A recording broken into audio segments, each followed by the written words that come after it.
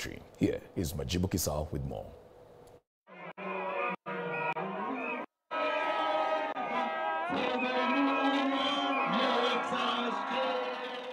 Lecturers swapped their lecture halls for the streets, taking a firm stand and some impressive vocal runs in a spirited protest demanding better pay. The educators traded their grade books for picket signs, and they didn't just walk the talk, they sang it too.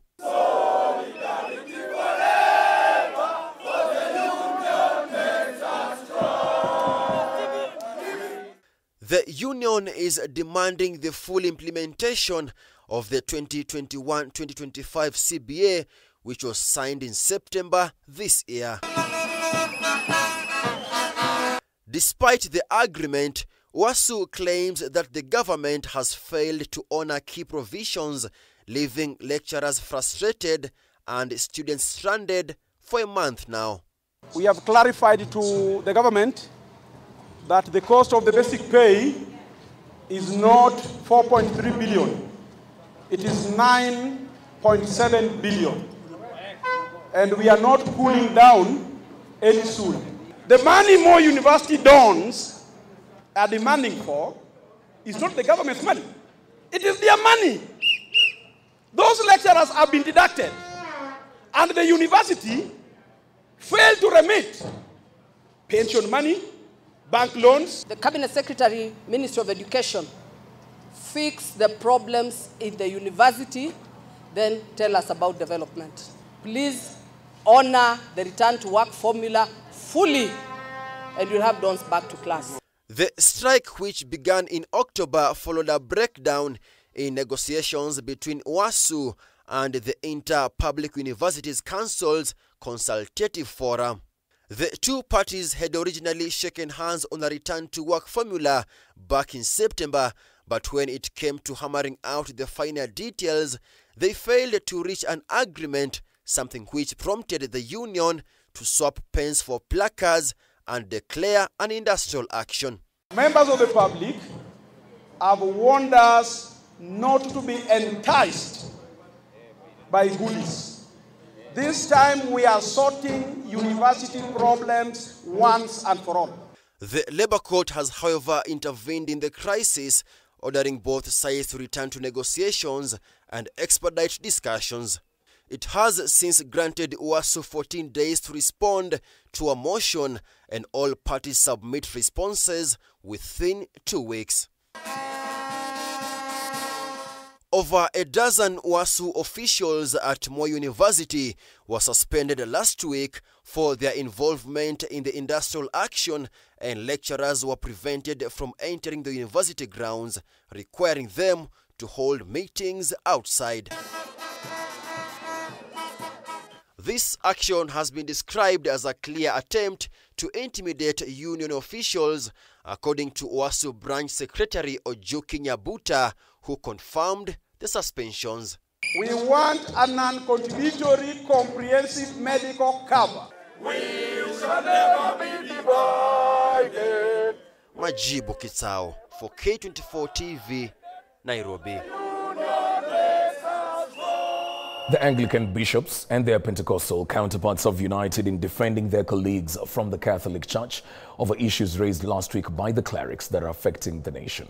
The leaders claim the government has failed to address thorny issues in the education and health sectors, creating a huge disconnect between itself and the common wananchi. Meanwhile, the SK Church has distanced itself from claims that it had separated itself from the issues raised by the Catholic bishops, as Elected Odera now reports. The war of words between the government and the church seems to be unending. Today, the religious leaders have come back with renewed vigor, providing their Catholic Church colleagues a much-needed ally. Those from politically incorrect regions punished because of their political decisions. This is the Kenya we have. This is the Kenya we do not want. Addressing the media at St. Stephen's SCK Church in Kisumu, The clergy, led by Bishop David Cordia, said they sense a totalitarian system of governance, with the opposition caught in the mix of a failure to exercise its oversight role. Kenya has virtually receded to a one-party totalitarianism with no limit to presidential powers over every Kenyan living and yet to be born. The ineptitude expressed by the government with regard to lecturers' demands and reckless utterances by those in power is a clear indication of how to fail to lead. They have further sensed a sinister motive from the government, claiming it is hell-bent on crushing dissenting voices. The disappearance of many Kenyans through abductions and subsequent murders is something we must condemn as an affront to justice and social order in our country. Today, no single political leader from this region has the courage to point out these injustices. In solidarity with Catholic bishops, they have demanded that the government publishes a list of people convicted in mega corruption scandals, report on foreign travels, financial obligations of State House employees, including prayer warriors, report on the abolishing of First and Second Lady offices, among others. We are soon going to call for a national prayer to call all corrupt people into account, and for those who fail, we will courageously declare a curse upon them, because they are the people that are denying Kenyans what they rightfully deserve by taking more to their own coffers. This pushing SCK Archbishop Jackson Ole Sapit to bow to pressure to defend their stance after claims that they were not in solidarity with the Catholic bishops. In a letter to newsrooms, Sapit affirmed that, and I quote, "We, the SCK, fully support the Catholic bishop's statement to the nation. We believe that the government is yet to turn around the country and steer it in the right direction," read part of the statement. Clerics from Pentecostal churches have also weighed in on the conversation, condemning the government for widening the disconnect between it and ordinary Kenyans. The church stands for harmony of all the Kenyan people, and the church is the conscience of the nation. So whenever we speak on behalf of many, many, many Kenyan people, and we speak as the voice of the church. Led by Federation of Evangelical Churches of Kenya General Secretary Bishop David Thigania, the clergy vowed that they will not be cowed in their quest to speak the truth. Issues of abduction, high cost of living, confusion in the health and education sectors are among issues that the clergy feels the government has failed to address. Ya kwamba serikali yetu waweze kujali hata wananchi wake, maana kwa sasa hivi tuko na challenges hasa kwa ile card ya NHIF kurudishwa kuwa SHA. Imekuwa ni tatizo kubwa kwa wananchi wengi kwa sababu majina yao hayako mahali pale.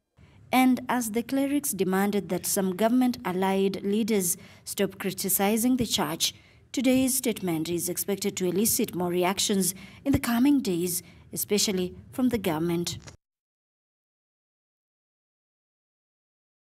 Well, Jackson Njoroge Mugikenye, a 42-year-old Boma Link Concept branch manager, has been charged with 37 counts of child trafficking, defilement and child pornography. 10 minors in Nakuru are said to have been involved in the said acts.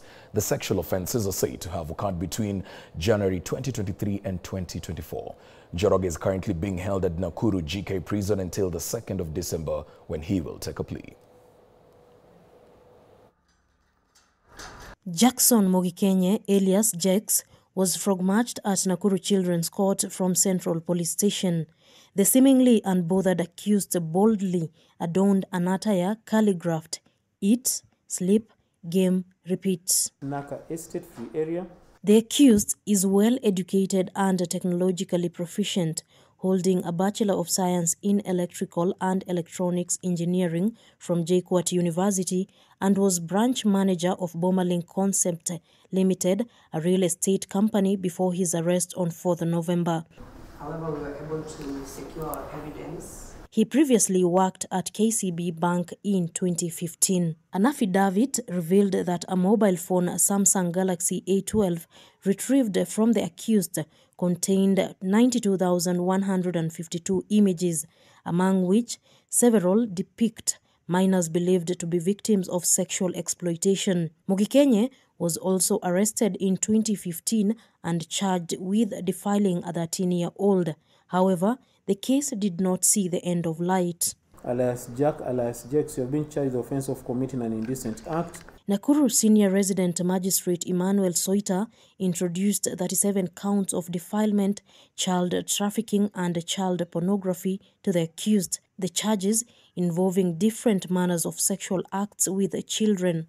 The particulars are that on 28th day of September 2024 at Naka Estate Free Area, Nakuru East Sub-County, Nakuru County, we intentionally and unlawfully produced obscene images depicting the image of a known child.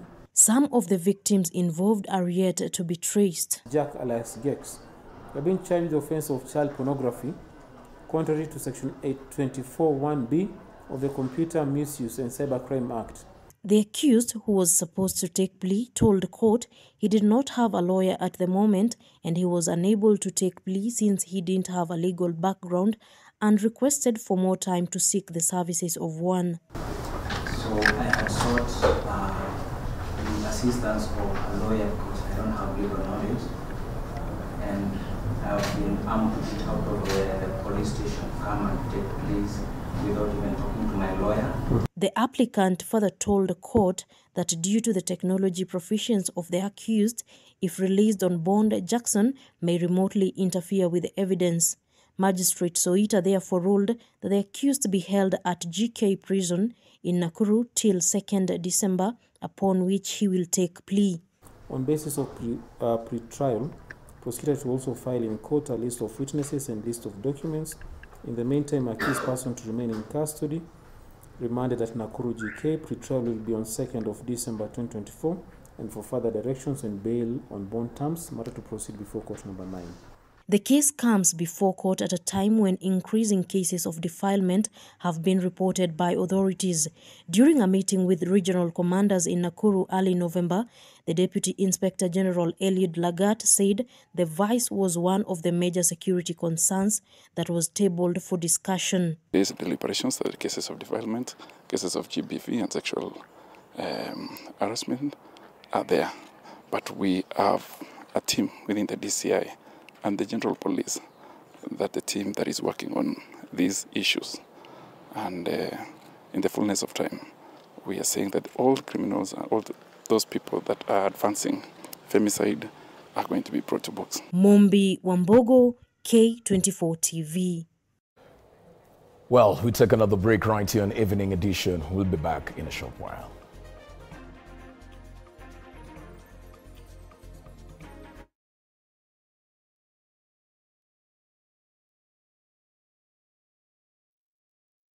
K24. We would love to hear from you. Send us your feedback on what you like and what you don't like and why.